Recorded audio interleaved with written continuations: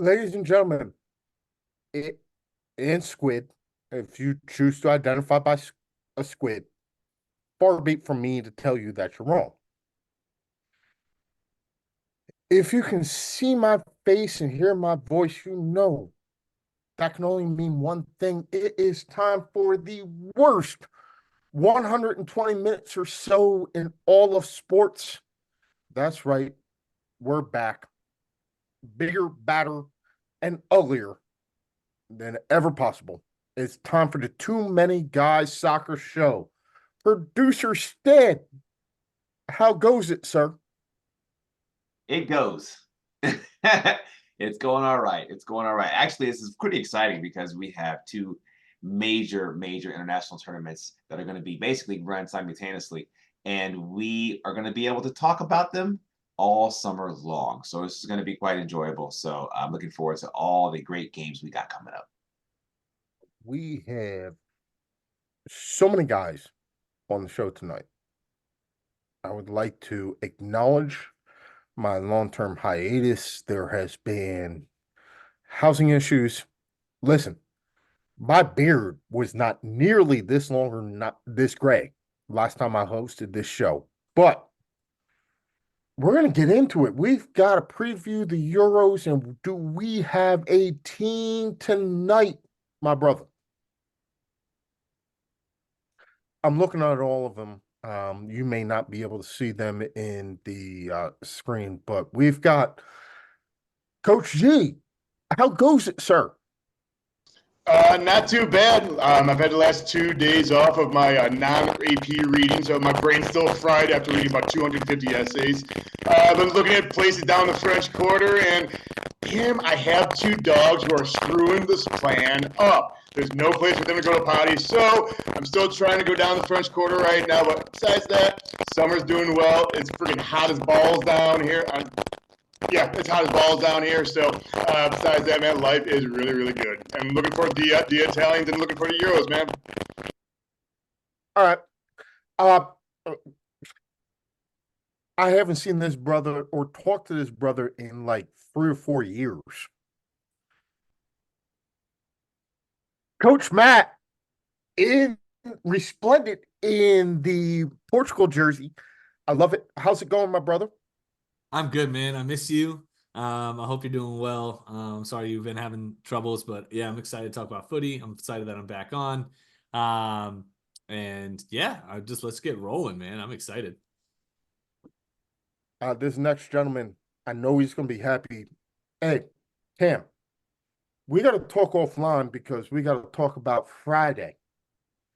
I got an invitation from the Scottish Embassy here in DC to go down and watch the game.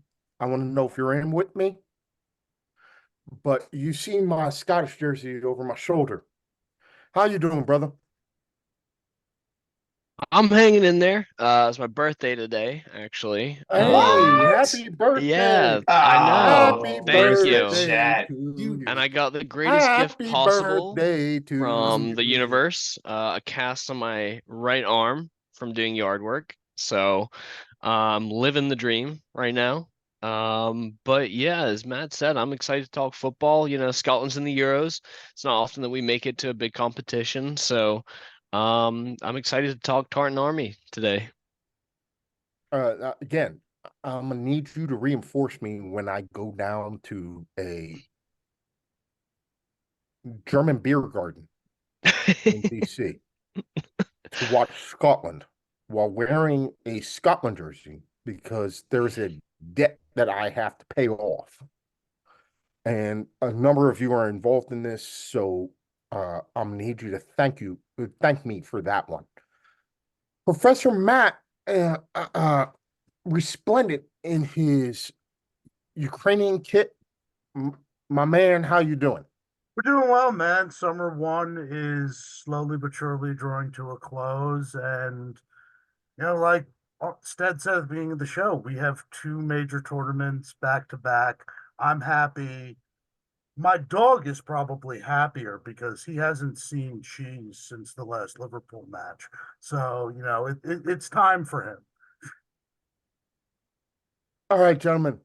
It is good to talk to you all as always. We call this the Too Many Guys Soccer Show because we have literally too many guys who can talk football. But our focus tonight is going to be the Euros, which start on Friday, 3 o'clock p.m. We have Scotland and Germany. Cam, as I said, we are going to talk about where we are going to watch this game.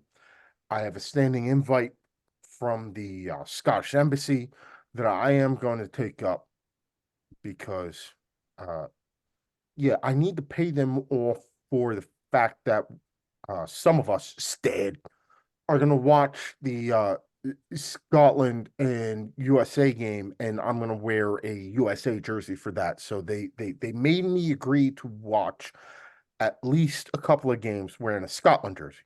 I think I can do this. Cam, since the last time we talked, I found out that I'm an honorary Scotsman.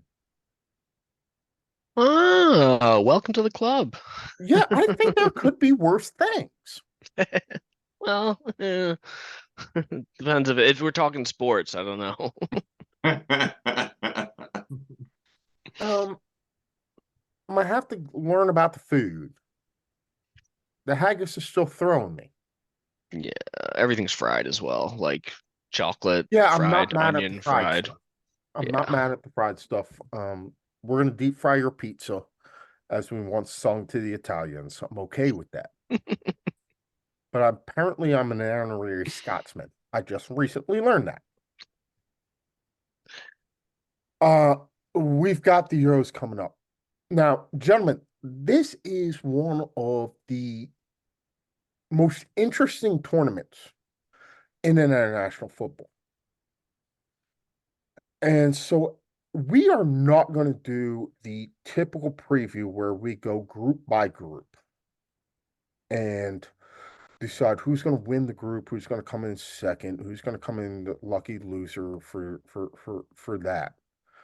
I want to try and divide these 24 teams into 4 pots.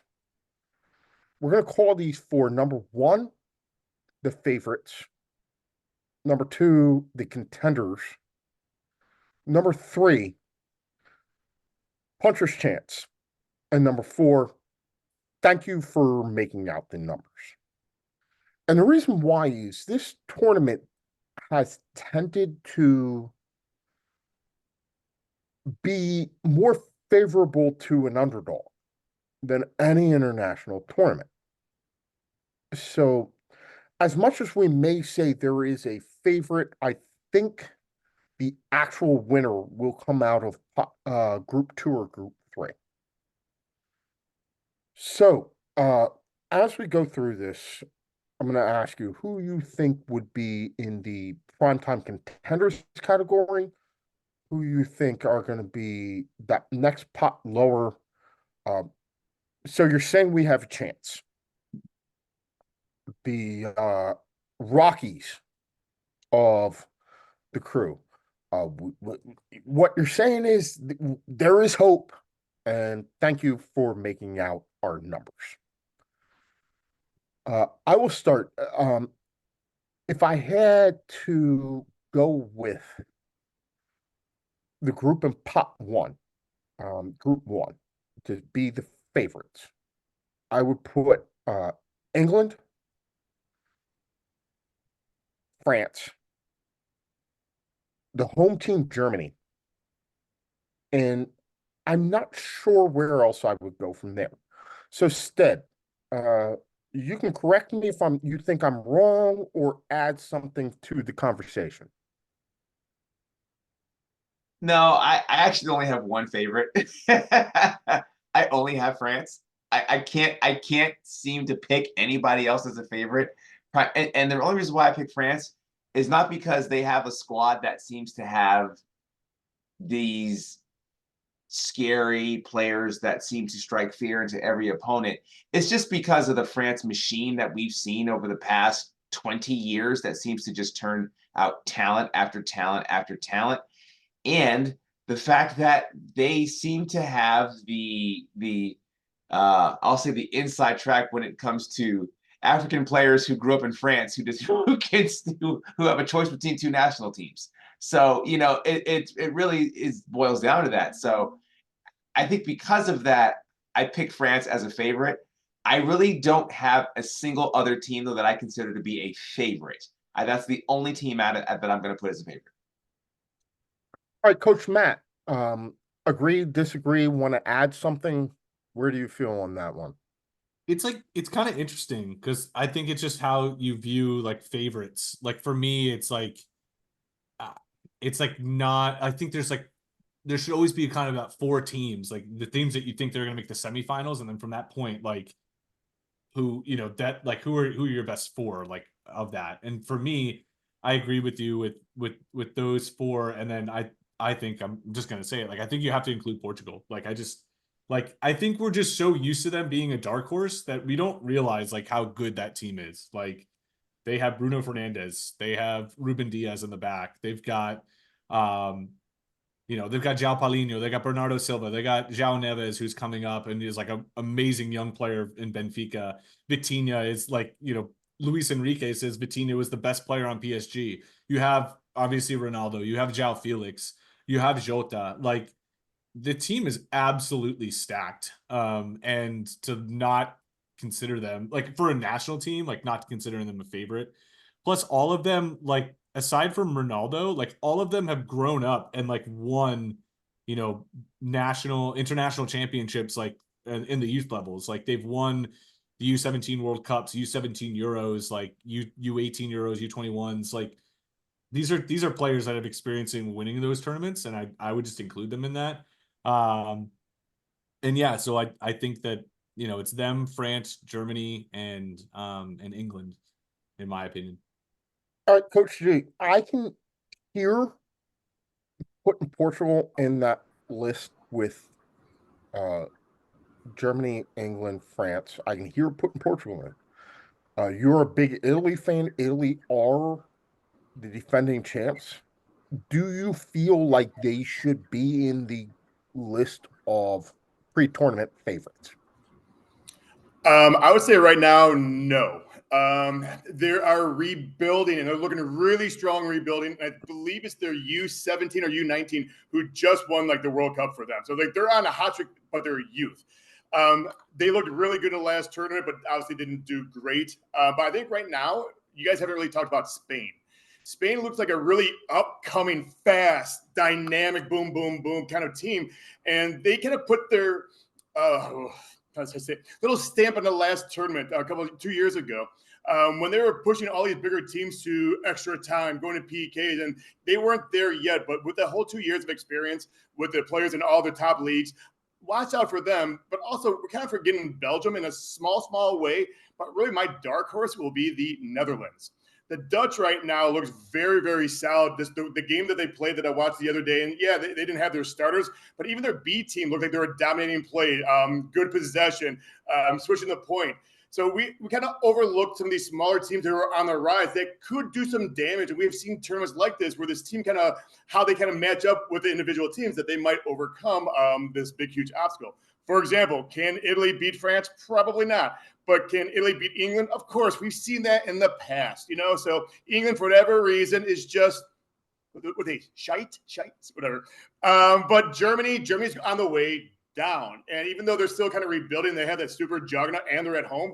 They're not as strong as they used to be. So to have Germany actually in the conversation, for me, I don't see it. So definitely France, Portugal. Yeah, I hate to say this, Coach Matt. Watched the game a little bit today, and Ronaldo just dominated almost everything. He was at the right place, right time. And I can't say anything about Ireland's defense, but it just looked like Portugal was putting their things together right before the tournament. And that's what you have to do. That's what all these games are for. Just making sure that the players are healthy. In the very last game, you put your stars down there, get that cohesion.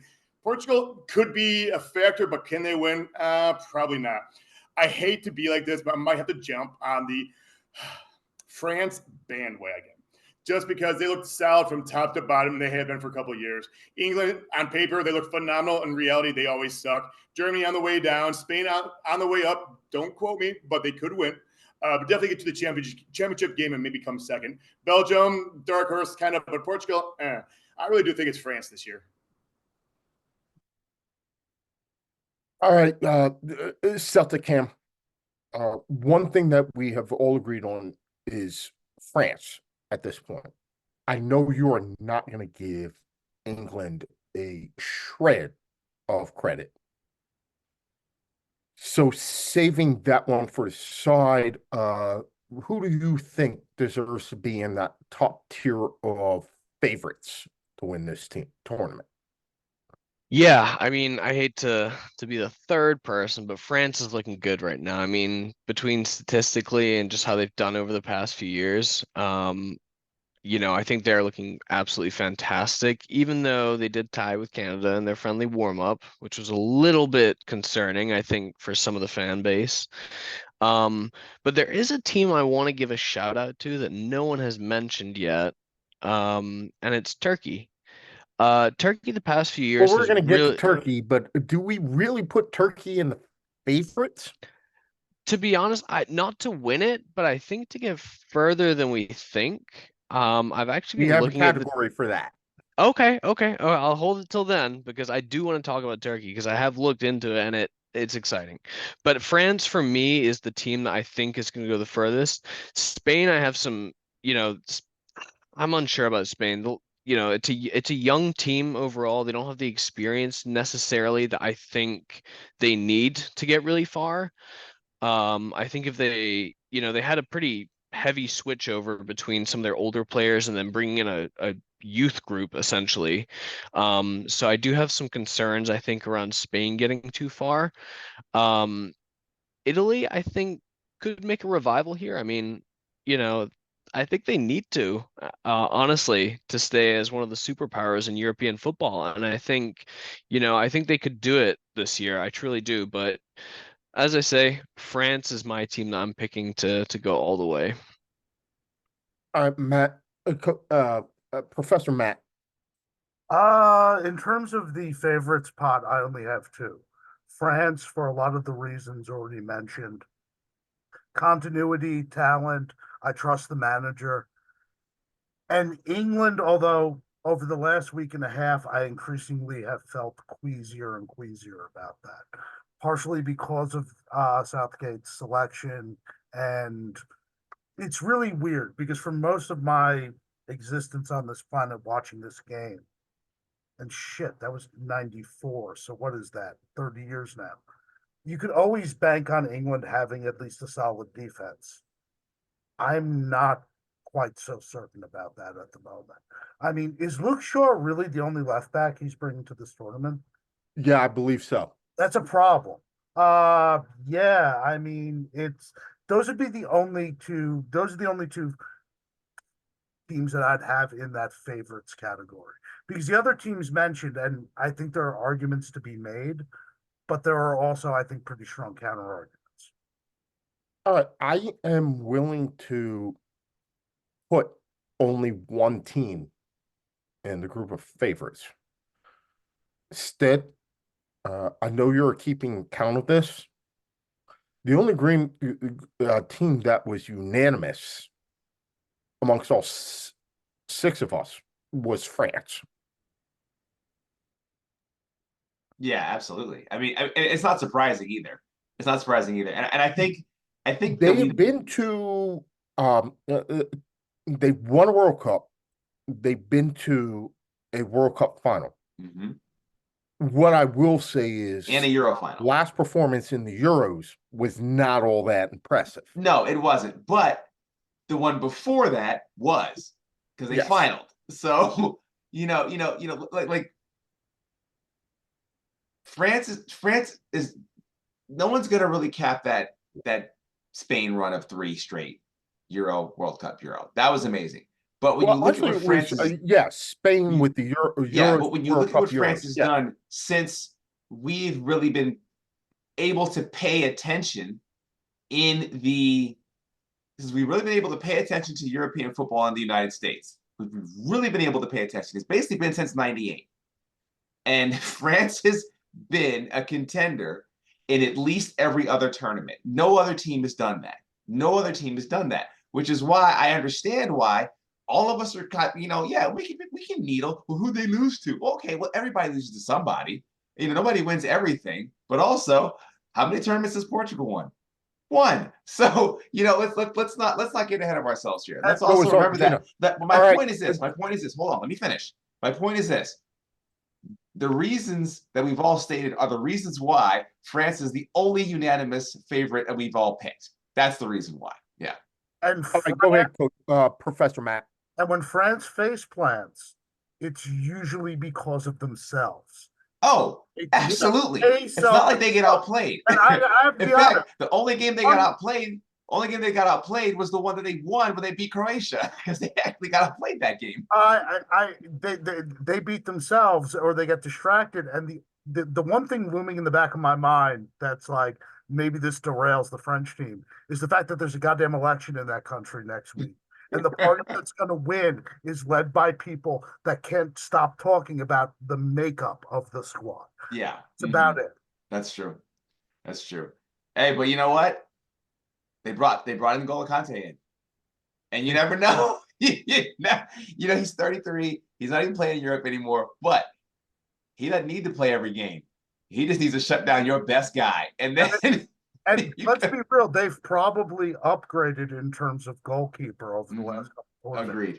Agreed. But just go read the names on that squad. Just go read them. You're just like, it's wow. absolutely insane. Okay. I'm doing it right now. Because Matt, absolutely, like, where are the weak points? Because I can find all the weak points in Spain and England. Portugal is very deep. Portugal's very deep.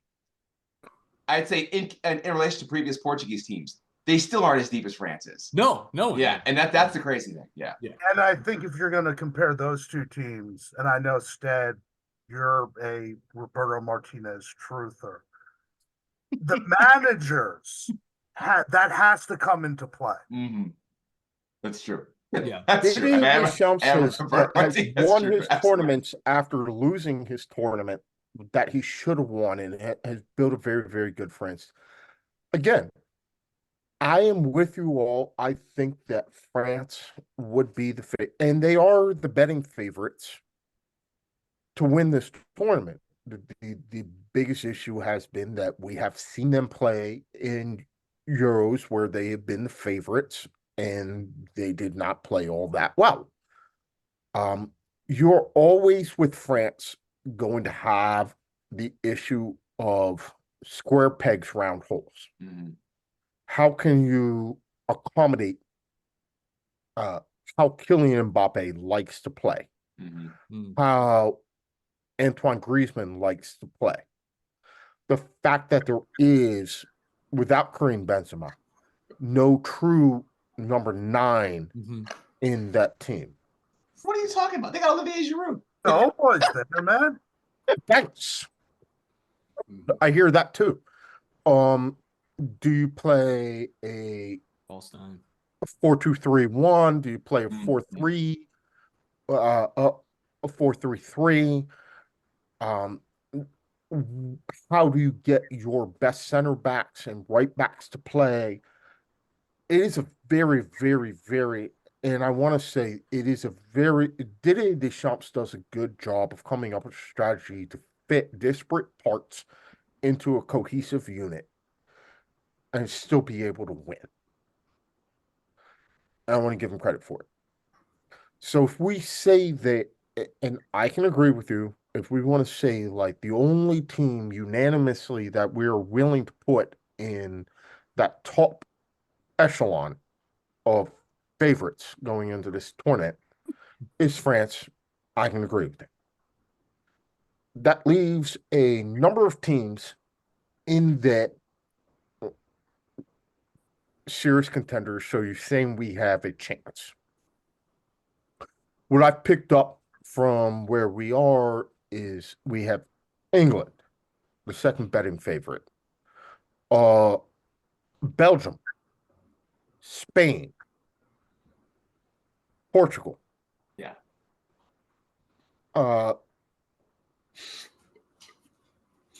Look, I agree. Germany. Portugal is very deep. I mean, they're very good. They're Yeah, very good. Yeah. and those are They're the in ones that that I've got off the second top tier. of my head. So Yeah. instead, I've got Germany, Portugal, Mhm. Spain, Belgium off the top of my head. Give me some other ones And that see, you I think. would England. switch. I would switch Give me some Belgium. ones that you think that should also be in that category. Yeah, I don't know. I'm not so sure about Belgium. I'm not so I sure either, yeah, but they I are I the would number 3 ranked team in the FIFA okay. World Rankings. I know as all of I'm you gonna wave at me and say boo, I will get you all in turn no and you hold up. tell me I'm why gonna I'm knock wrong. this over to Professor Matt because he's about to jump out of his seat about specifically Belgium. So Professor Matt, give us your piece about Belgium, and then I'll jump back in about who else I think should be in that contender pot. If you're going to use FIFA rankings, Mike, that's crazy. Poland was ranked fourth in the world before the 2018 World Cup because they scheduled friendlies with goddamn Gabon. So, like, that doesn't tell me anything. I the reason I would take Portugal, excuse me, Belgium out of this group and place another team. Look, this golden generation of Belgians. At this point, we're looking at Lukaku, who can still ball, but he needs service. And Kevin De Bruyne, who's still very good, but who's declining And hurt. and hurt. I like the young left winger, and I'm drawing a blank on his name from City. Uh, Oh, I I'll should know look him this. up. Liverpool was I'll linked look with him him up. for eons. Doku, Jeremy Doku. Oh, Doku, that's But right. he's just Belgian freaking Mudryk. He's really fast. He can take guys on one. He doesn't really have end product. Have you seen their defense recently? No Courtois because he hates the manager. That's big. And about the manager, okay, I just pooped all over Roberto Martinez. Tedesco? Tedesco. He did some stuff at Schalke years ago, but then he got fired. Went to Russia. His infamy there was he broke the single season record for a manager to get red carded in a season before the goddamn winter break. He's not really a manager, he's a madman. Uh right. So, but this is a team. Remember, they didn't get out of the groups in the World Cup. This is a less talented squad that's 2 years older with a worse manager.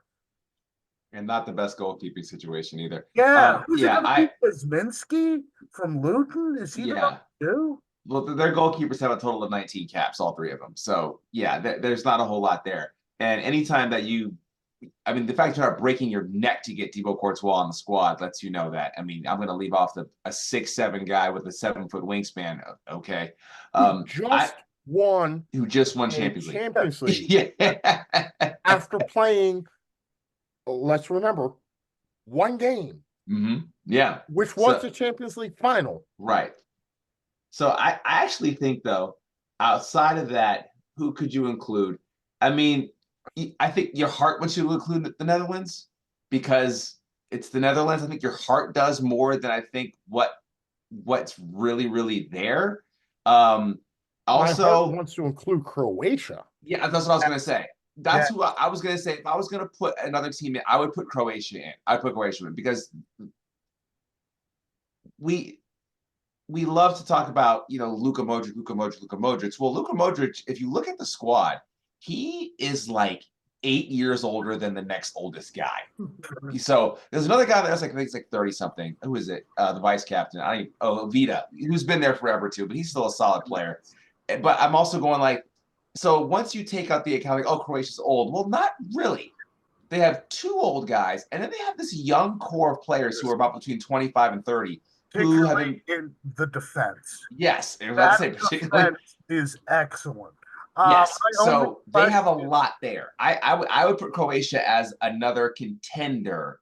That's probably that's probably going to make a lot of people frustrated. And outside of our collective boy Cisse at Senegal, can we all not agree that Dalic, Zlatko Dalic, might be Mhm. one of the best international managers. ever. Yeah, I will give him a lot of credit for that.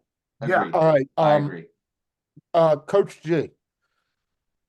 Outside of, we all seem to be pretty united on Germany, England, Spain, Portugal being amongst that list of contenders. Where we seem to have a problem is whether Belgium should be in there and whether or not Croatia should enter.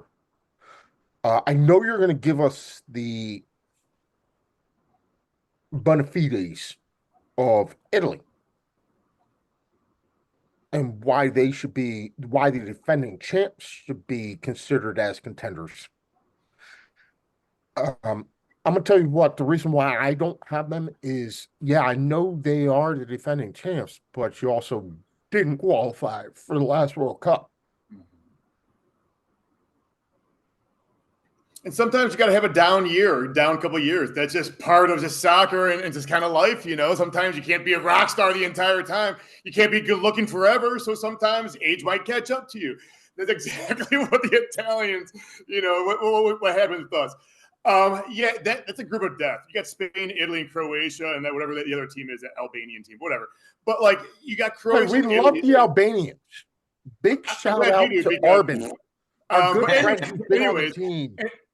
and anytime you can say United, not talking about United, Manchester United, you're all about it. I've heard United several times out of your mouth. So I don't know if it's subconsciously or something like that with you, Mike. But yes, Italy seems united right now as a team, but they're a young squad. Again, they're kind of my dark horse. And yeah, that's my love. That's why I have them number 2 to beat Croatia. I really do think Spain is going to take the entire group. But the Croatia, Italy, it's going to come down to goal difference. I believe it's going to come the same point. I think it's going to come down to goal difference. But I think with Italy's defense as well as, you know, Donnarumma, I saw last game, they were on point. They were switching the ball. They were communicating. They were doing everything really, really well. The only issue is, can Chiesa stay healthy enough, because he's the number one kind of attacker and kind of the playmaker, just like with any other team, especially when I coach. Hey, see that guy over there? Take him out. Take out the best player. And we've seen that on all these games and stuff like that. You want to take out the motor, and I believe Chiesa is kind of that motor right in the middle. Like I said, it's Croatia. They're just kind of on the – it's my own personal opinion. They've been there, kind of done that. They've gone to the finals a couple of years ago. I just don't think that they have it in comparison to Italy and Spain. Like I said, I think Spain's one of those kind of dark horses, but Italy just seems like they're kind of on the rise up. It matters how they play. It matters if they get a beautiful night's sleep, how much wine they have to drink the night before, if they got a little Frank Sinatra playing in the background, they got a little señorita kind of around them, little side piece. We don't know. Hopefully they have a nice clean mind and they are really focused right now, but they can do a lot of damage. I am still, despite that, not willing to put them in group 2 behind I do. France as the kind of second group of favorites. Professor Matt, I know you have a quick question for Coach G before I move on to Coach Matt. Yeah. Two quick things. Don't totally look Albania, because most of their starting 11 plays in Italy. They know you, and they're a pretty good team. They're going to spoil somebody's breakfast, and I have a bad feeling about that. But this is a general question about Italy, because you raised what you've said about Italy is sort of my feeling. But the reason I have them in that puncher's chance thing, sort of goes back to, look, new manager, thank God. I think we can all agree upon that. A slightly more progressive system, new players getting brought in. But for Italy, getting out of the group, what would you consider a success? Because I don't want to say my feeling is this is a tournament is a free hit, but a decent run, get confidence, and then make sure that you've got that confidence going into World Cup qualifiers, which is really what matters. I agree with you 100%. Would you take, quarterfinals or round of 16 in a close one? I guess that's is that like a decent expectation? Most definitely, because Euros, when we look at the squads, like we have Georgia, like the country of Georgia's in this tournament, so it's kind of weaker, whatever. So I do agree with you. I think if Italy can get out of the group stage, number 2, and just get to the quarterfinals, it's a victory for this team kind of rebuilding. Like you said, yeah, we might hit a juggernaut of England or France or even Portugal, and we'll be very, very close. Whoever we play, they might score in like the 82nd minute, like deep into the game, and that's kind of how we'll lose. But I think just to get to that level right now, for missing out on the World Cup a couple years ago and the rebuilding, a new coach, new system, it's a very high pressing offense too, which leads to a lot of gaps, but their defenders are very quick. Remember, the last 2 centers forwards are now retired because they were like, 37, 38, 39. Now get some young bucks in who've been learning from those guys, and now they know the system. So I'm not really too scared about going behind. It's at high pressure then for the other team to more or less dismantle our midfield. That's kind of where I think is our weakness is our mids, our defensive mids. But yeah, I think just get to the quarterfinals is a huge victory, which will set us up for the World Cup. So like I said, we just kind of dropped a little bit a couple of years ago. We didn't qualify for, and that was a huge like no in Italy. Like we have to be in that tournament. That's a part of our blood. I think just right now, get to the quarterfinals. Again, group of death. If you can survive the group of death, we'll definitely win the 16. Then we'll move on to the quarters and manage how we match up. Hopefully, we'll match up, I don't know, I guess a Turkey team or a Czech, or something like that where like, oh, we look good. And even if we do lose, so be it. But just get to that point right now with this rebuild, in my eyes, it's a victory all the way. Again, my thing is setting up for the future. Everything's always about the future. Yeah, we played right now because we thought about that a couple of years ago. We thought about that a year ago. We tried to get that squad. So moving forward is going to be a huge thing. So definitely motivation. Definitely did that. Oh, we're on the upslope. That's a huge motivation for the off season or the off, whatever you want to call it, during regular play. All right, Stead, are we willing to put Italy in pot 2 at this point? I'm not there yet. I'm putting them in 1.5, or excuse me, putting in 2.5, pot 2.5. But Coach Matt, please, you want to add something about Belgium? Add something about Belgium, because this will give me a chance to think about Mike's question a little bit longer. Okay. So go ahead.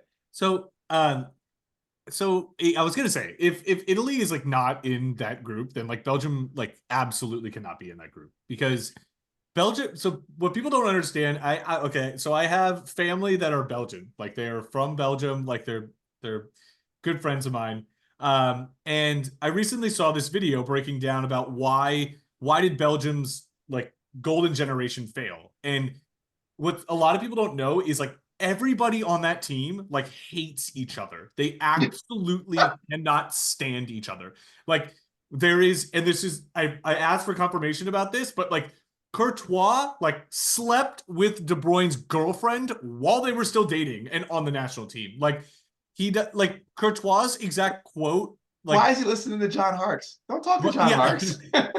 like the actual reason why Courtois isn't in the Belgian team is because he can't quote play with losers. Like they hate each other. They absolutely cannot stand each other, and they're trying to come together, and it doesn't matter. Like they're just awful, and I really would not be surprised. We were forgetting too, like the disaster of a World Cup they had. They were terrible. They were terrible. They're weaker now. Like they don't have a defense at all. Like they're still relying on the De Bruyne's, the Tielemans, who's drastically regressed. Like Axel Witsel is 35 years old, although he will look like he's 18 for the rest of his life. Look,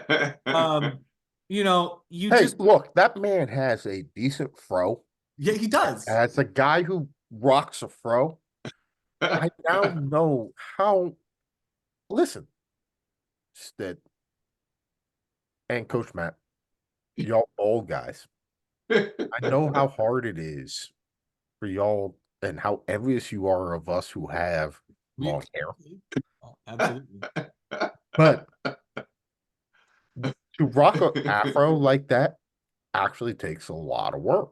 I learned that as somebody for the win. Has one on occasion.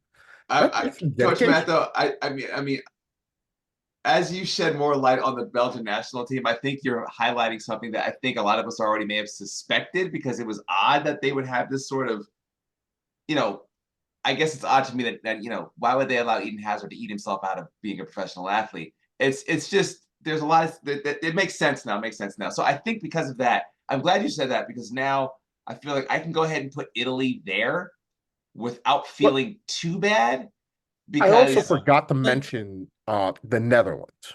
yeah, but I don't know why. see, that's the I'm same not thing. sold on the Netherlands, and I feel like I should be, but I'm just not. They're just the same thing. To be honest, Yeah. I think these are teams that are, again, I don't think it's that bad of a thing to be in that third group. Like they could be the upper edge. Oh, and you can even say like Mike. We can We're even gonna say have a like really, really, really large third group that yeah, but I mean, you Oh, can have from the yes. a group sublime 2.5. You to know, the and you have ridiculous. you could have like a midway point between 3 and 2. Like you could have teams like No, Belgium, we said Italy, we were gonna do Croatia. four. No, we got no, no, So no, no, you've no. either got to be in Eh, contenders, or so you're saying there's a shot. Yeah, I mean, I mean I'm looking at the Italy team. I'm sorry, G. Like I really tried to like pull threads, be like, oh Barella and like all these people. No, yeah, they just they're I so think I'm gonna weak. have to, Like but they and have no also, one up top. but They have no one. and I agree, and if we're gonna do that, if we're gonna put Italy in that puncher's chance group, I think you have to put Netherlands there too, because they have a Yeah, similar type of squad. yeah. So And what we're saying is everybody's got a puncher's chance. All right, Switzerland. Cam, help us out of this No, dilemma that actually, we there's a are lot of people who are just in. happy to be there, personally. I, I, all I've got right now is we've got France as a contender. We have agreed that England and Germany Hold on, I gotta write this up a little more. Go ahead, guys. Portugal. are in pot two, Portugal too. and Portugal Yeah, and and Spain. Portugal. Um, and so I have knocked out 5 of 24 teams, which means I've got a really, really big pot of we don't think they can win. I mean, would you even consider putting Belgium as happy to be there? No, no, I don't think Belgium is happy to be there, because I can give you who I think is happy to be there. they And could it have ain't Belgium. Boy, like There goes our Well, Belgian population of listeners. They're out. They're I done. mean, I mean, I like their honestly, beer too again, much. Put 'em knowing in. I do Belgians, like their beer. they are very even keeled. They would probably. Yes, I like I their will beer. tell you this.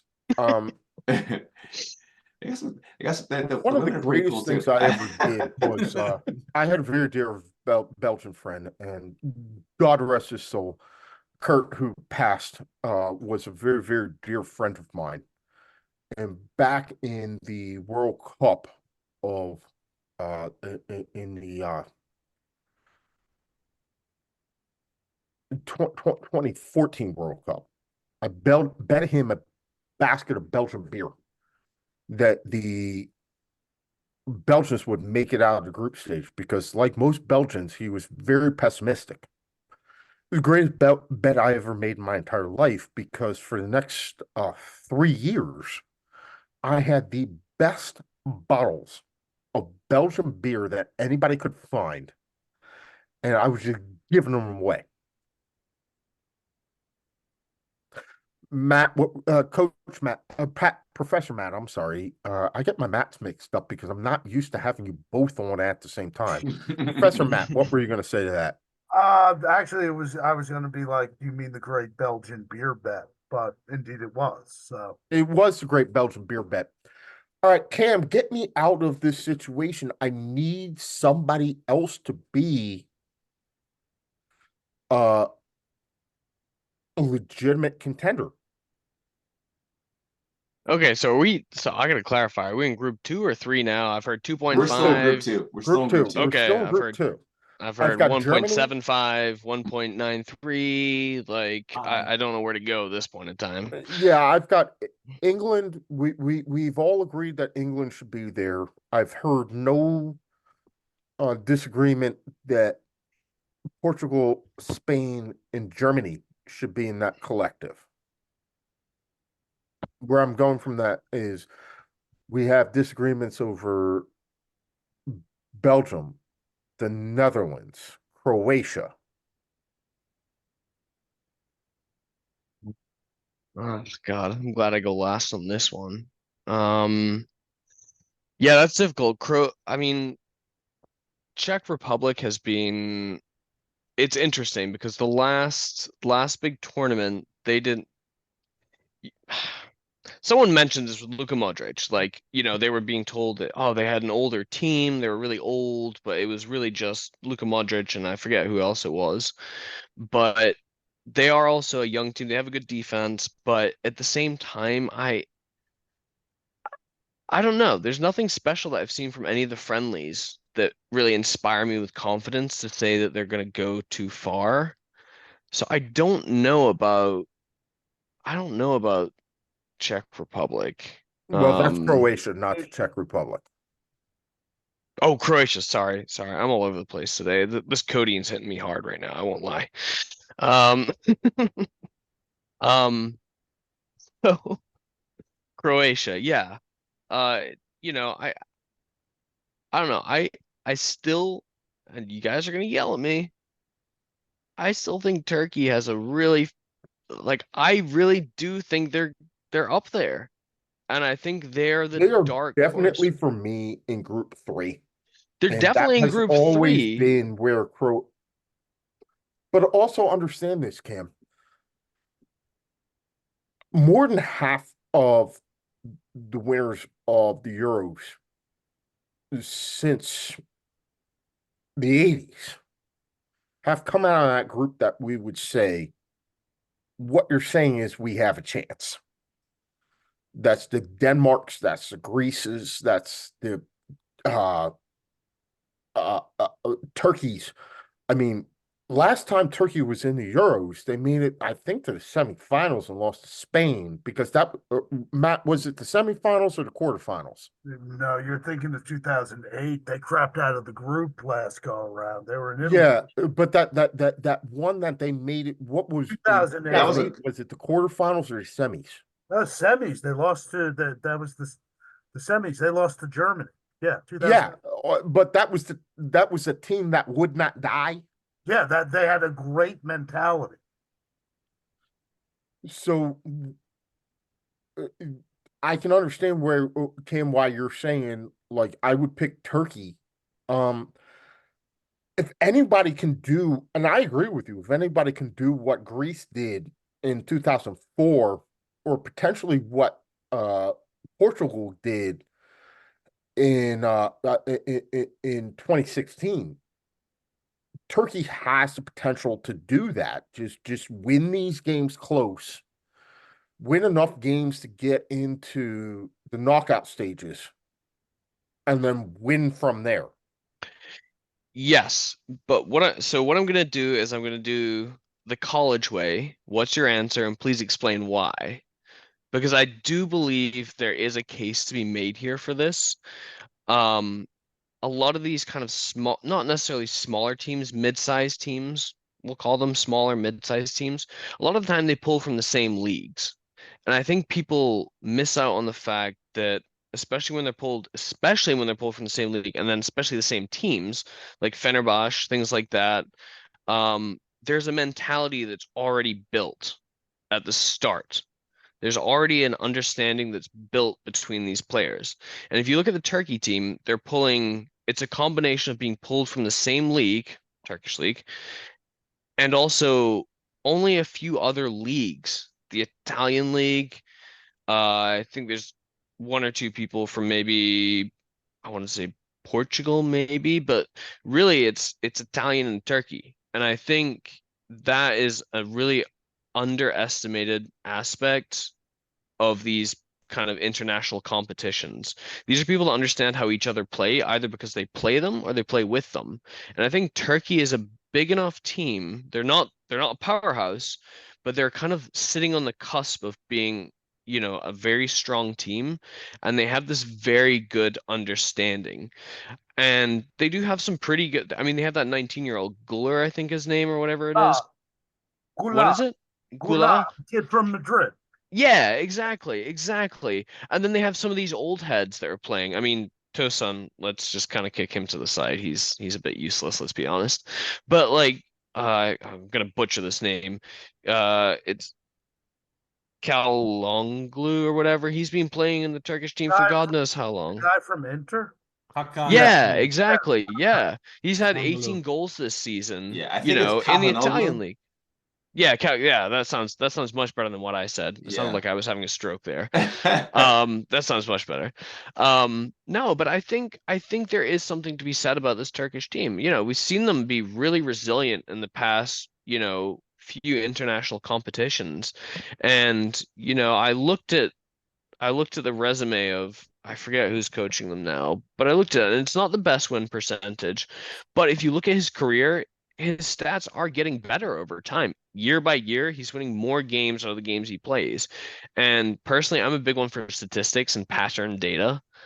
And I just between, the players that they have, how well they know each other, the fact that they're kind of a like they're not a supersize me team. They're like a medium or large order team.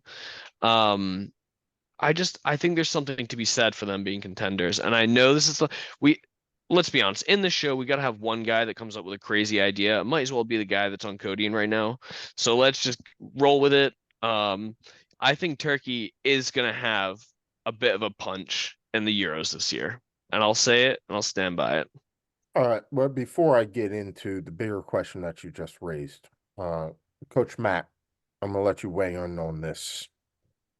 No, I just feel that I think that I don't think they're tier two. Like I think that they're maybe like I think they are potentially tier three. I like what Cam's saying. I also feel like Turkey's been that team, that maybe team since they made that run in the 2002 World Cup. Like when people were like, "Where did this guy come from?" And they had I'll never forget like they were playing Brazil like and going neck for neck with them. And just like whipping out skills that we were like, where is this from? And they did not care. They were not afraid, and they played them really, really well.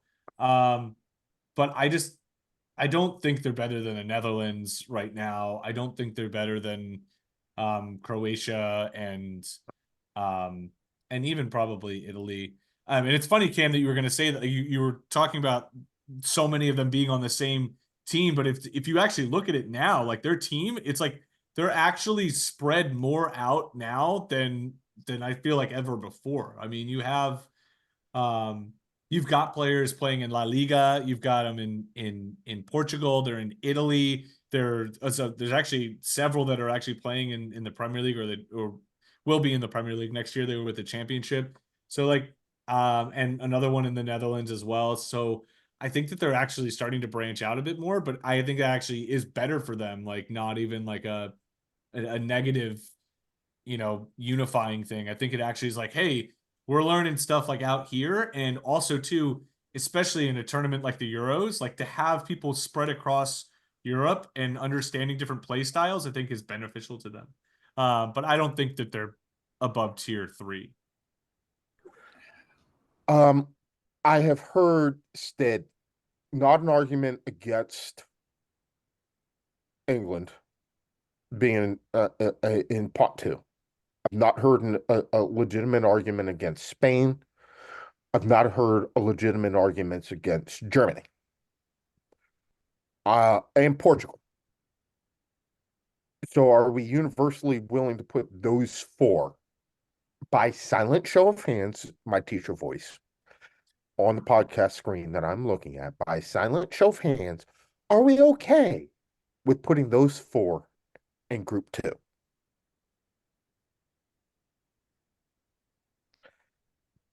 I could argue Yeah, against Matt, before I say silent show of hands, I I can't said help it. England, Germany, Spain, Portugal. I will get to the rest of them, but by silent show of hands, gentlemen, are we okay with at least putting those four in group two? Yes. Thank you. I will take it. I know, Coach Matt, you could argue against Spain, but we're going to Same. do that. Majority rules. We have questions about Italy, Belgium, and the Netherlands. And Croatia? And Croatia. Okay. Um, we're gonna go majority rules. Croatia, can we put them in pot 2? I think Croatia's pot 3. Yeah. All right, I'll take it. Come on. Belgium. Sorry. Oh man, you sounds like you're in Siberia. Belgium, are we pot 2? Are we willing to put them in pot 2? No, it seems like pot 3. Belgium's pot 3, yeah. Right now, I have Italy, Netherlands, Belgium, Croatia, and Turkey are all in pot 3. Well, they're going to also be joined by a lot of other teams. Yeah. That have a puncher's chance. Yeah. Yeah. Puncher's chance, Fine. because Okay. when we get into pot 3, you said Italy, Belgium, Netherlands, and Croatia. To that, I've also got to add Denmark. I agree with that.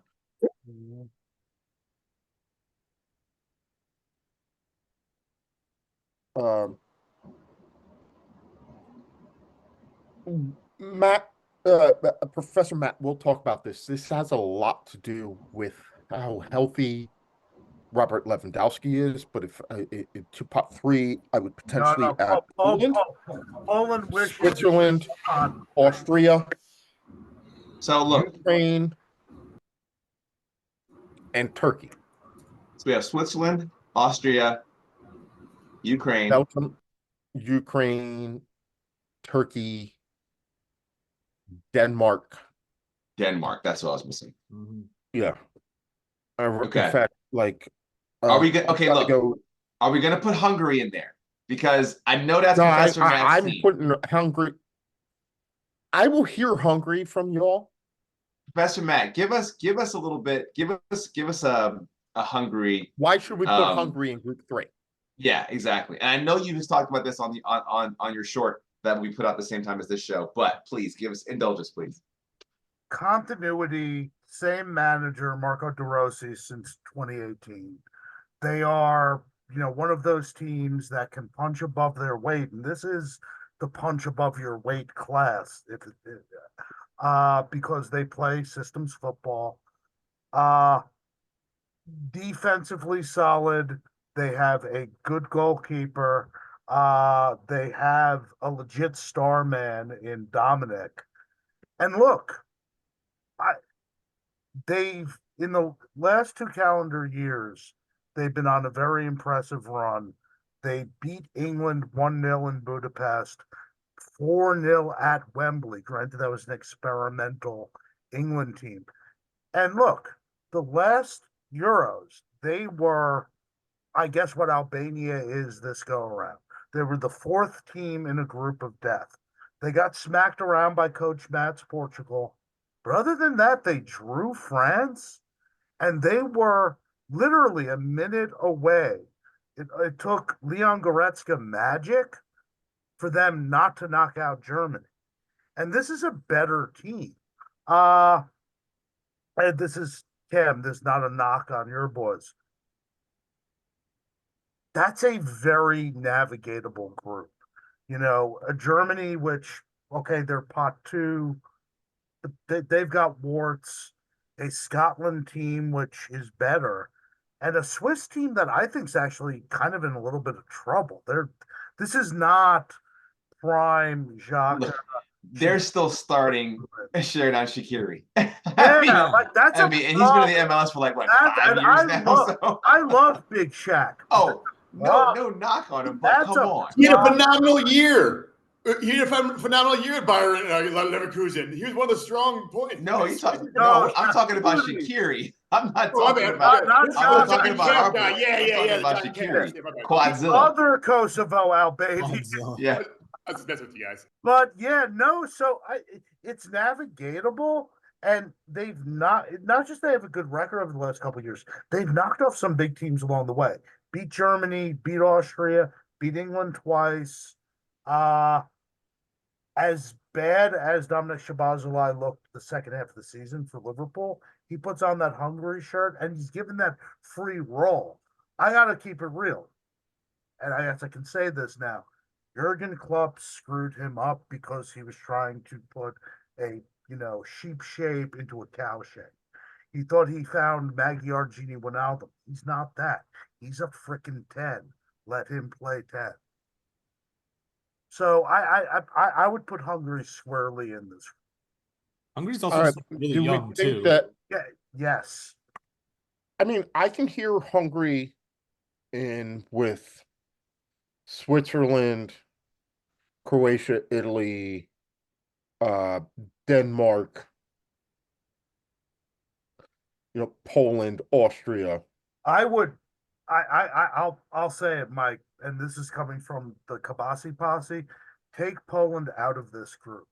We're not. Well, I think Poland, the interesting thing with Poland is how healthy Robert Lewandowski is. If Robert Lewandowski is healthy and can play, I give them a shot. If Robert Lewandowski is not, then yeah, you're making up the numbers. Even with a healthy and I'll say it, a declining talisman, I think we're in the making up the numbers category. All right, I'm willing to hear putting France, dropping we're down in a Poland. group with France, the Netherlands, and Austria.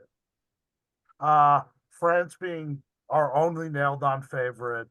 I think would all agree the Netherlands and maybe Austria live in this third tier. Yeah, we're all. I haven't heard any. The only argument that I've heard right now is whether or not Hungary should be in that group, and I'll buy it on that. All right, Coach Matt. Case against Poland is the defense should be okay. The goalkeeper is Chesney for better and for worse. Even if Lewandowski is healthy, it's the same question, and it's even more magnified now. Who is the Robin to his Batman? Mm-hmm. Like, Arkadiusz Milik can't stay healthy. Christoph Piatek is a myth. I have no idea what happened to Sebastian Szymanski. 4 years ago, I was like, this guy is the truth. Then he went to Russia, came back. I don't know what they did with him. And I love Piotr Zelensky, but he at this point he just is who he is. He's a very nice little player. That's all. I don't see. I see a good defense. I see an all-timer, but a declining all-timer up front. And the midfield, I just see guys. I Coach Matt, you got any additions or subtractions from that list of teams that we put in that third pot? Honestly, I agree with Professor Matt. Just like I don't think Poland is in that top group. And honestly, to be positive with you, Professor, like that actually is probably a good thing because I think every time that Poland gets some like good momentum and like could be this tier 3 team, they just disappoint. So like to go into a tournament with no expectations, I think is better for them. Looking at their roster too, like kind of surprising, like really little Bundesliga. They used to just be all over it. A lot of Italy now, which could be good. But yeah, I don't agree with them. I was trying to make an argument for Czechia, like Czech Republic, but they're just not like they're not going to do it. I think what we have right now is pretty solid. I would include Hungary in this group. They're young. We saw them last Euros. Their energy, they're going to have their fans there that are going to push them on. I know everyone has their fans, but look them up. They're a very different group of fans. I saw what you did there, and it's weird. Like I quite like this team. Yeah. Their fans. I mean, yeah, but I mean, it is what it is at this point. Yeah. They do. I mean, again, they could be there. I like what we have so far with this third group. I know we kept saying that this would be a massive pot, but I think it's fine where we are. Again, there's parts of Celtic Brotherhood over here, Cam, where I want to include Scotland, but After last Euros, man, like I just cannot. I can't expect them to do anything. Well, and they're dealing with injuries too. Like Yeah. Ferguson isn't going, right? Yeah. All right. Before I get to uh, Coach G, Kim, shots fired. I'm gonna give you a chance to respond to that one. Should Scotland be in this? If everything breaks right, there's a chance. Okay, so I've been practicing this argument for weeks now because it's a hard argument to make. I know. I recognize that because every year we come into guns blazing and then we dip and dive. I will say again, looking at statistics, this argument will be Steve Clark has a 50-50 win rate right now in terms of international games, competitive games. Thanks, G. Um, but there is some injury concerns with Lyndon Dykes going out with an injury. Ben Doak, which absolutely rocked me. I was so excited to see him play. Damn, does he Oh, live? Like we haven't seen. And speaking as a Liverpool fan, we haven't seen him since the end of September. we have, and you know what? Celtic had him, and we sold him for like a few 100,000. And I I don't know why. But you know what? You know what it is? It's the classic Scottish mentality. We can make money now, or we can make more money 5 years from now, but we'll just do it now instead. It's absolute crap. And we keep doing this thing. But that's a whole nother topic. But Ben Doak, I'm really upset because he is such a star young player. I think he was gonna he was gonna add really to the squad a lot. I will say Tommy Conway coming in, plays for Bristol City. I think he's like 21. He's going to be potentially leading, our attack, and he is a star player. So there is some not benefit to the people that dropped out, but I do honestly think with the team that we have right now that we're punching. If we're calling category 3 punching, Mm-hmm. I think that Scotland would be in punching. I can tell Coach Matt is getting a little uncomfortable over there, but I think we are punching. I don't think it's a year we're gonna sit back and just try to make it a few games in. Steve Clark has entered a new mentality. Gordon Strachan was very old school. Steve Clark has learned in the Premier League, international, Scotland, he is a very well established coach, I will say. He might not be a big name coach, but he's very well established. And his statistics over time just show that he's getting better and better each year. So I do think I would like to put them in punching. I know I'm probably the only one that would even say that in this group, but okay, you don't have to nod, Coach G. But I really do think that we have a chance this year. I really do think we have a chance to progress a little bit. Hungary, I get what you're saying about Hungary, but I have a feeling if we're talking about dark horses, Scotland is going to come out firing this year, absolutely firing. And Switzerland, as we kind of mentioned, hasn't been that great over the past few years. I don't know. I honestly, if if there's a chance in Scotland, you know, if people believe in Scotland, then that's saying something. Because usually, most times we go into an international competition, it's like, all right, well, we'll watch the first 2 games and then, we'll head down to the pub because that'll be about it. So then, dude, Scotland's actually believe in Scotland. They're literally running ads in Scotland that say optimism is back in Scotland. That's how that's how sad our country is, number one. Listen, And number two, that's how much optimism we have this year. So Cam, I would like to point out that the Scottish Embassy in Washington, D.C., planned their watch party for a German beer garden. that's because it's the perfect If that is environment for not a the fight. most Scottish thing ever, I don't know what is. If I join you for that, I'll wear my kilt, I'll wear my You shirt, were, and my I brass already said, knuckles. I'm ready to go. I have a Scotland jersey that I'm wearing, and it is not that one. I have a Dennis Law jersey that I'm specifically wearing for that one Oh yeah. because I owe somebody a Scotland thing at a so I'm going down. I will let you know the Professor Matt. details and we can link up. All right, G. Dude, good to see you. And by that, I am talking to the dog that is also sitting there. Yeah, my partner in crime sometimes. He loves talking about soccer. He's my buddy on the couch watching soccer. He actually probably gets more excited than I do. So, but one thing I think we're Dude, kind of overlooking with all these kind of these D teams or these happy to be there, this is kind of their showcase as well for club teams.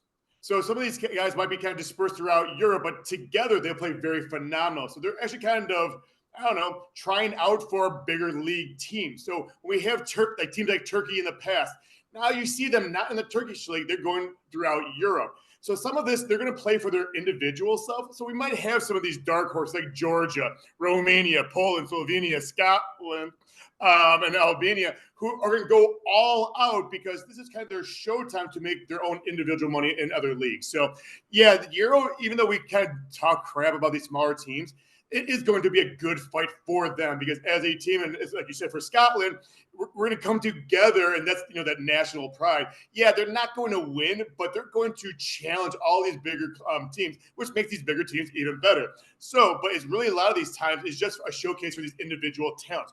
You said for Scotland, you have a 21-year-old stud who plays for Bristol City.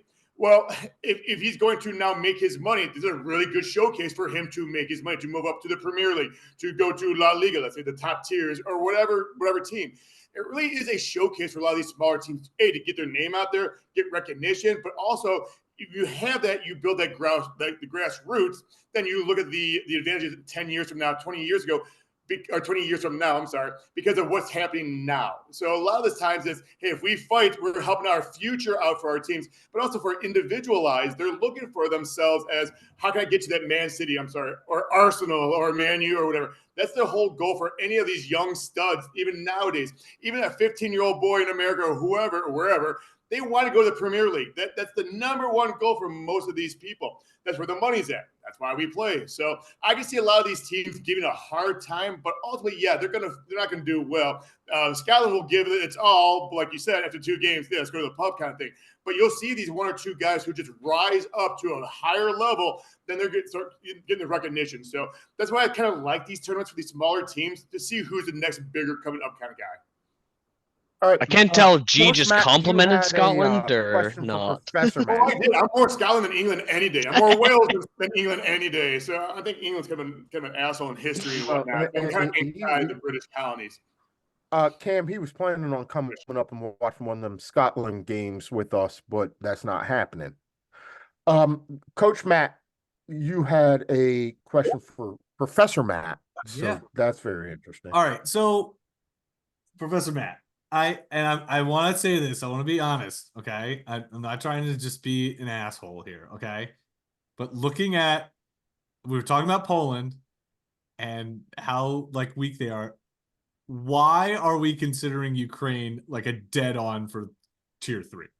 I think Because they look again, like, is it more of like a feel good and no one wants to like touch that? And like we all want them to do really well. Like I do, I'm gonna pull for them, but like, how are they not like a just happy to be here team? Because I look at Actually, that team. I will take that.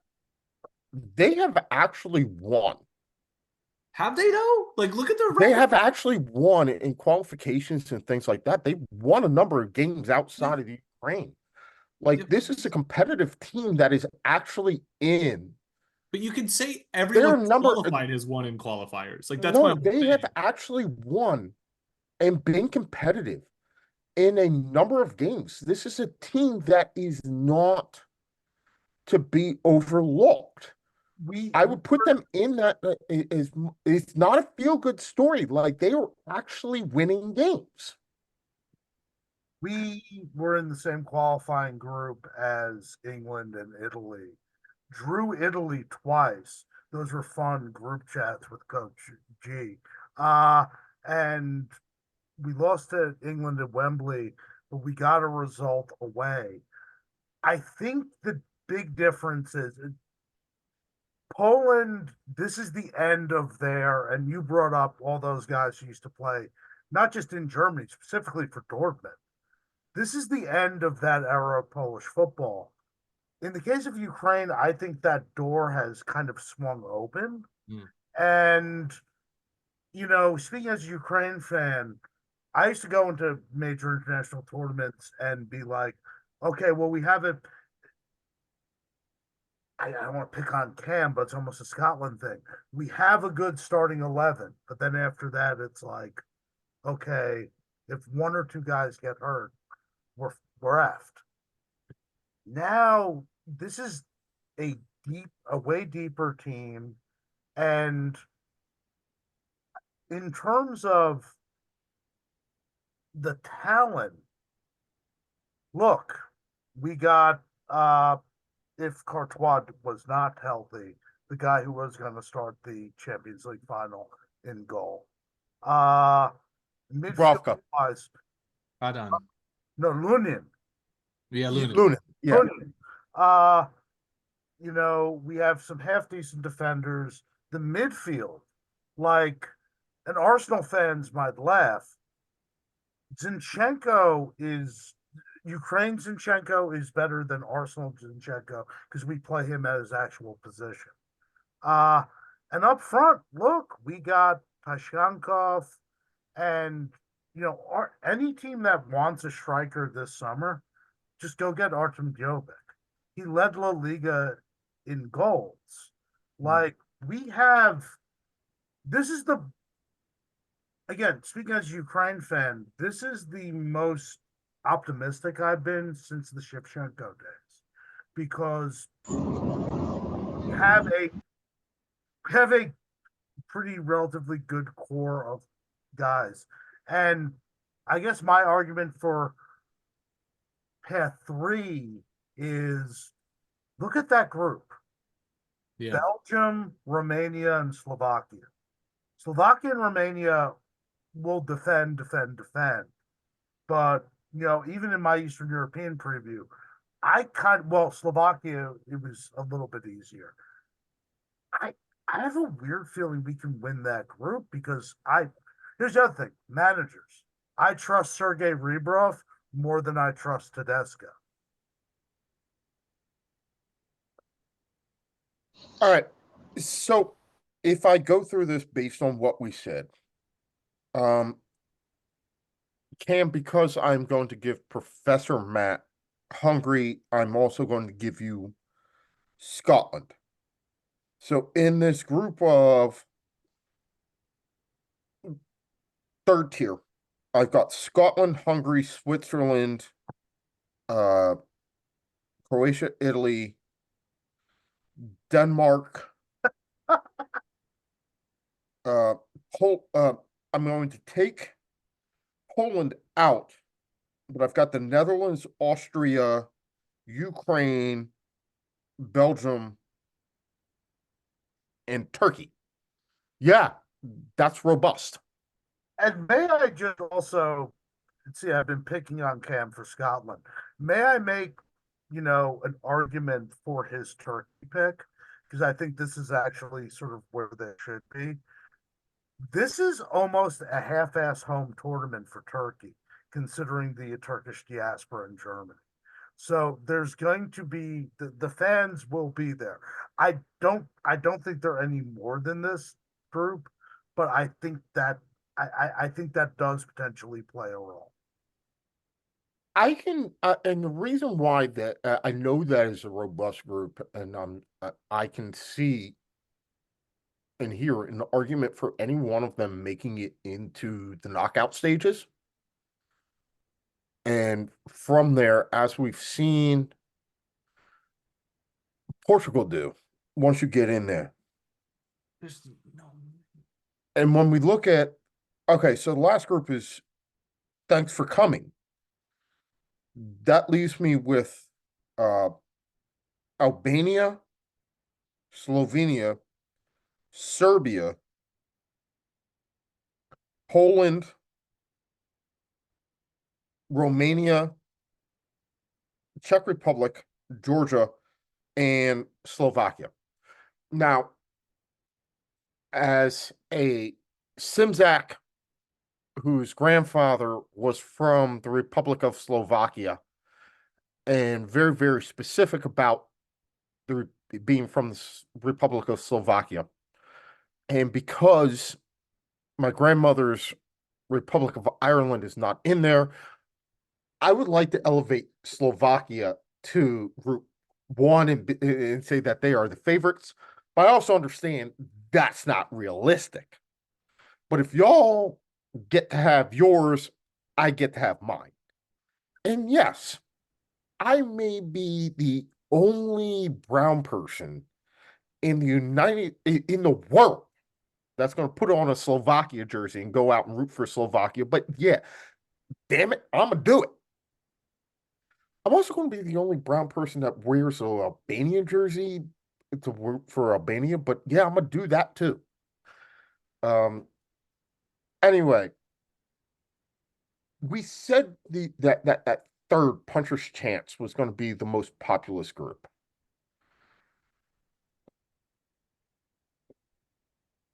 Can you give me an argument for elevating one of those teams up a level and saying, like, okay, these are legit, they have a puncher's chance. If everything breaks right for them, they could be this tournament's version of Greece. All right, Coach Matt, I'll start with you. I'm gonna go opposite. Like I just don't. I think there's already too many teams in Group 3. Like I just because we're like not putting them in Group 3 doesn't mean like they absolutely can't win. Like if we started the tournament like in 2004, we would have had Greece in happy to be here. Like, and that's okay. And they won, and that's awesome. It's the same thing with Denmark in '92, who got invited to the tournament. Like I think that's fine. Like that's what I was trying to say. Like I think Scotland should be in 4, and I I think Slovakia should be in. Although they've got some good players, I just think all of like we have to remind ourselves like Well, all we're of also these going to teams. remember, we're going to talk about the fact that this is not a tournament that rewards favorites. And Yeah, so that's so that's a what. But that's what I'm trying to say. Like I think that like being in Group 4 isn't like a bad thing, and like or necessarily. I just think that like well, if we're quit going ahead of what I'm going to plan on doing. I, well, I'm Let me go sorry, but by. I'm just trying to say, like, I just don't think Scotland should be in Group 3. I I think I Scottish. I I like I'm Scottish. I don't I'm care. looking at statistics though. I will say, like I'm a Scotland fan. I'd be okay in Group 4, but I am looking at statistics of the coaching staff, the But that's players that have been playing on the Look team at for England. years. Like but that statistics are literally a generally good idea over no, but like time. that's the thing. Like all of these people qualified. They're all winners. They all have won to get here.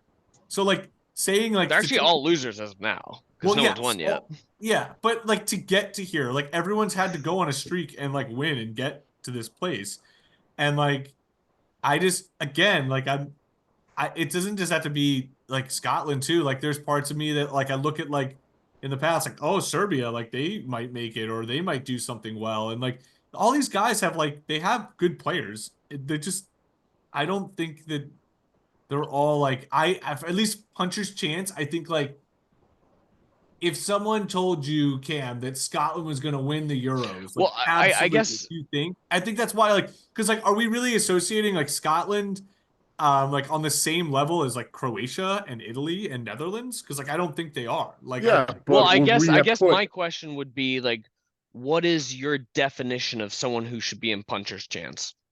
I think Because it's I someone don't that know if I necessarily understand. I think for me, and like Mike, you can completely push this back, but like, I think it's someone that like if we said that they won the tournament, it's believable, like an actual believable, not like oh well like Greece won it 1 year and like Portugal won it that year, like actually like in the sense of like oh this team was actually really good and you know what we probably like didn't look at them well enough, like in Italy, like in Netherlands, like in Croatia, like I teams would that have been say there. that when I set that up, when I said puncher's chance, um, it's a team that I'm looking at that's if everything breaks right for them, they could be competitive. When we looked at Greece, everything broke right for them. And I mean, you have to go into the abstract to figure out how everything did. Um, I'm going to use Portugal in 2016 as my example. This is a team that did not win a game in regulation the entire tournament, somehow defended their way into the finals and caught Didier Deschamps on a bad day when he was in between minds of how to coach a very, very much better team and got confused. And they were able to win a tournament. Everything in the world broke right for them that tournament, and they won. To the point where Cristiano Ronaldo, their talisman, was injured in finals and didn't really play.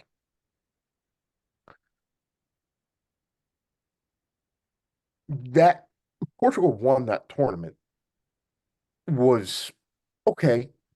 I can see it happening. I will say, Cam, that should Scotland win this, it would be way more Greece 2004 than Scotland, or I'm sorry, than Portugal 2016. That's going to come kind of out of a little bit out of left field. But if we're what we're arguing about is that in between 3 and 4. And the point of this exercise is that this is not a tournament that rewards favorites. This is not a tournament that rewards teams that you think would win. If we go back, Spain in 2012, coming off of a World Cup, were favorites and they won. Spain in 2008 were good. We knew that they were good, but they hadn't won a tournament since the 60s. Won a tournament. That was the first of that generation with Xavi and Iniesta, and so that kind of launched them. Go back even further to France in 2000. They were defending a World Cup. That was sort of the last hurrah of that generation. Then we've got the Netherlands, we've got Denmark, we've got a so-so German team, Czech Republic, Czechoslovakia, if I'm not mistaken, Matt, with that was the 88. 76. This is not a tournament that rewards favorites. So as we put all these teams in, how I'll close the show is, as we put all these teams into pots, knowing that this is not a tournament that rewards favorites. Who's going to come out of these pots that we sorted, these groups that we sorted them into, and be that team? Because it is likely not to. We all almost universally said it would be France as the favorites. We can all make the argument for France. The next betting favorite is England. Big shout out to London Sean with the meme of the day. England going off at 6-1, which means if you put 20 pounds on England, you're sure to lose 20 pounds. After that, Germany, and then Spain and Portugal, both in double digits. who is that team that we think will actually be the one to? And gee, no disrespect, Italy came out of nowhere last time.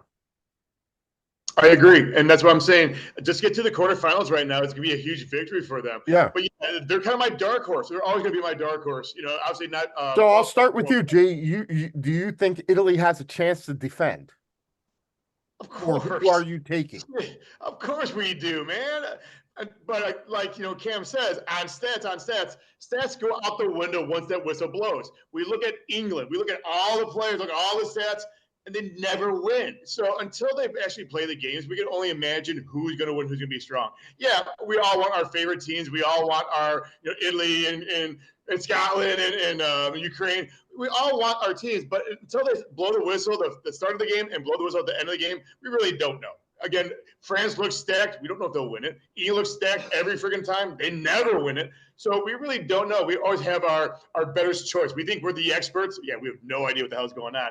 But yeah, I think Italy might have a good run. I think Italy might do a little damage, but I don't think they're going to win it. If they get to even the semifinals, that'll be a huge victory. But it's one of those teams that they're on the rebuild, but they're on the way up. They hit that rock bottom, not qualifying for the World Cup.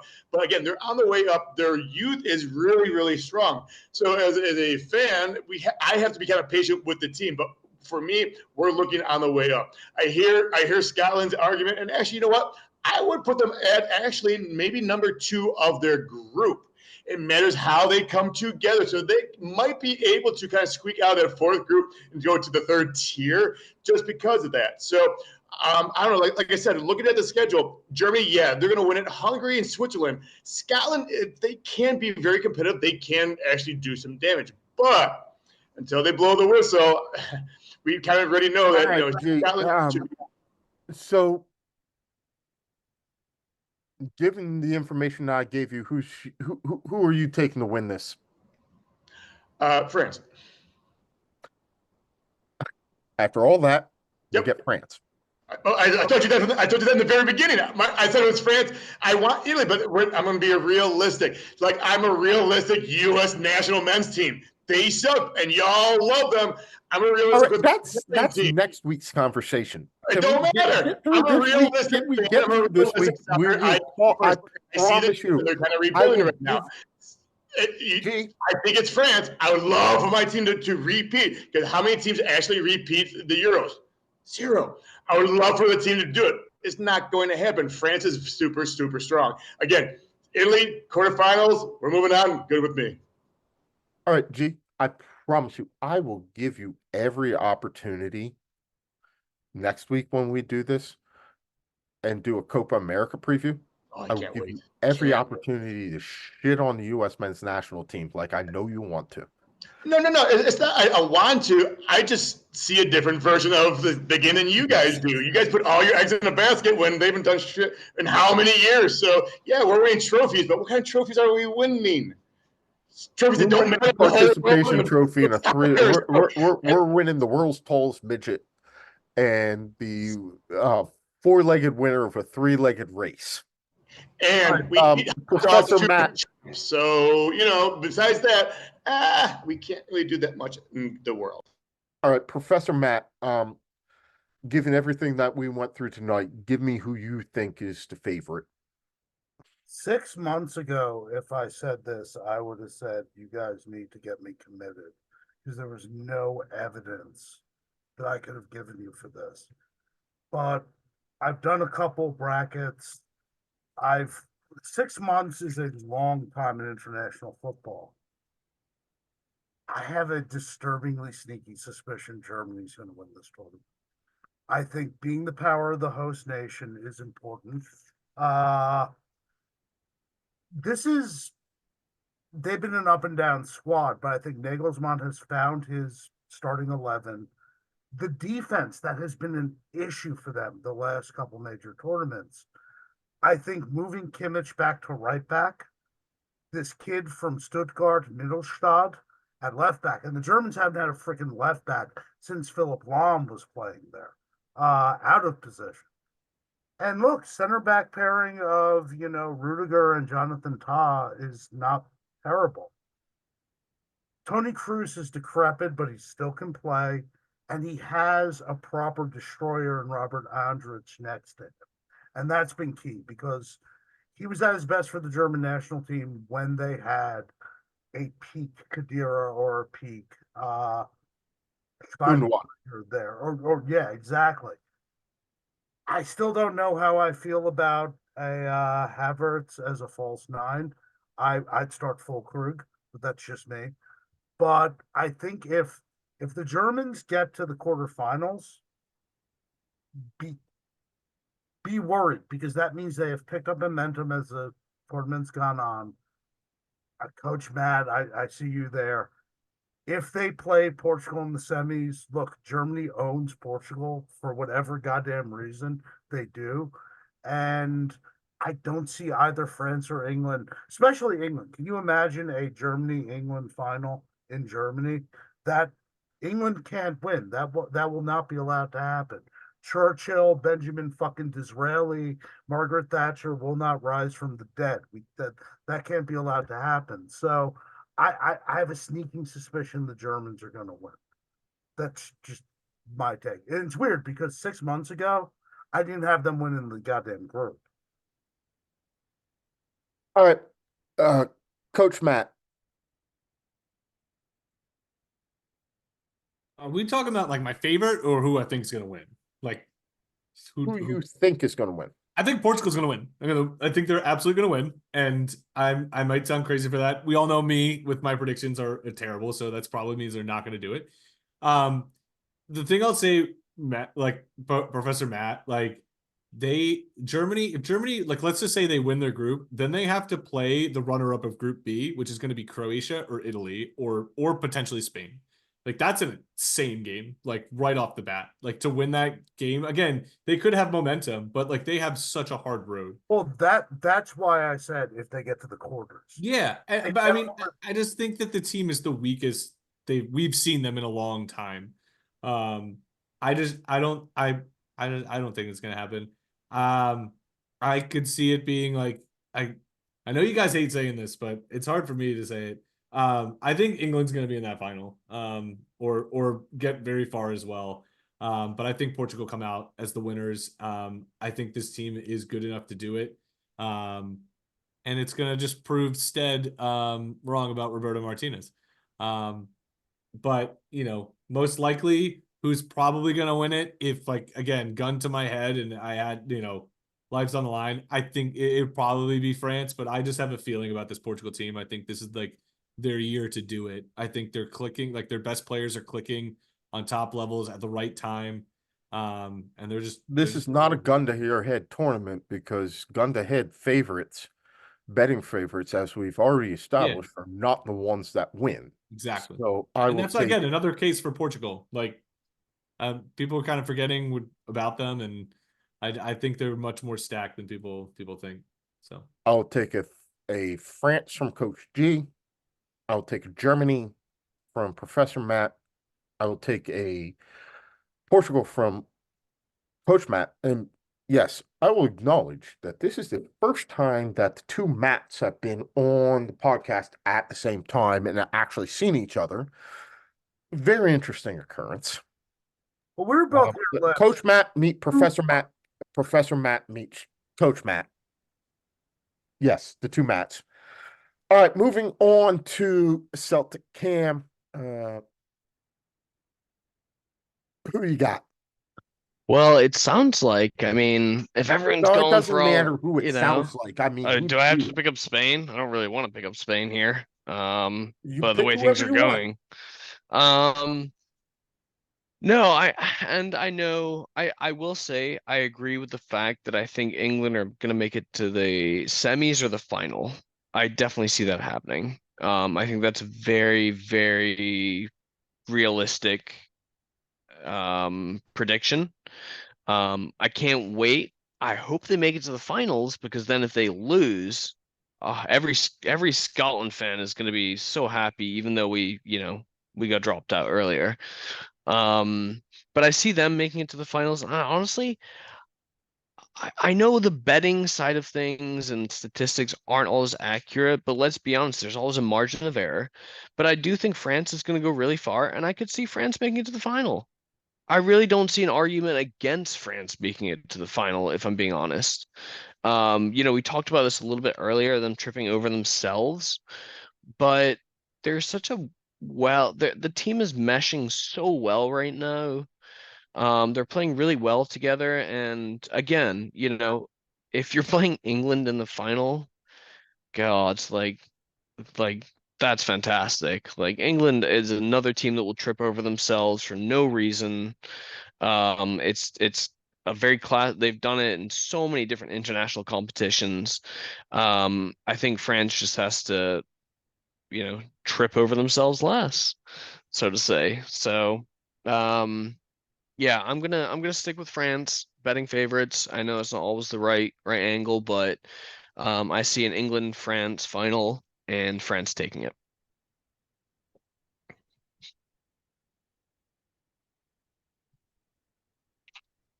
Gareth Southgate's track record in international tournaments is actually obscenely good.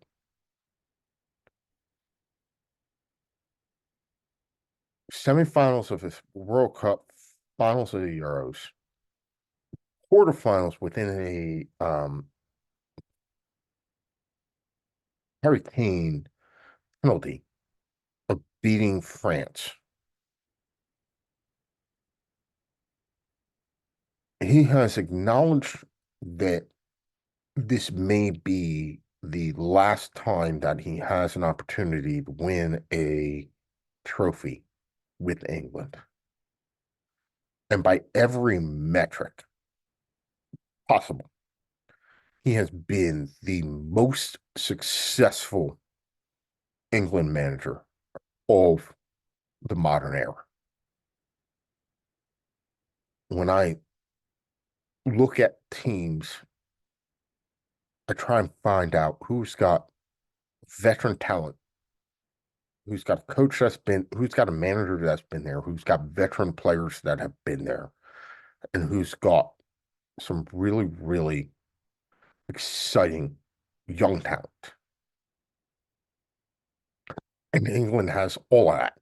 I mean, outside of Kylian Mbappe, uh, who's played better this season than Jude Bellingham? Bukayo Saka has had an amazing season. Kobe Maino from Manchester United, who could come in and set uh, that up. That's just really filling a gap for the English. I really think that outside of France, I can understand why England are the second favorite. So for that reason, I'm going to say my favorite to win are actually the Dutch. Um, Isn't that weird, huh? The Dutch, yeah. Number one, nobody said that. Number two, nobody said that. Number three, all the reasons that I gave you are why the English won't win, because no favorite actually wins this tournament. Strangely, I actually think if you look at the jersey combinations, the Dutch aren't actually playing in orange, which will be very, very, very, very, very weird.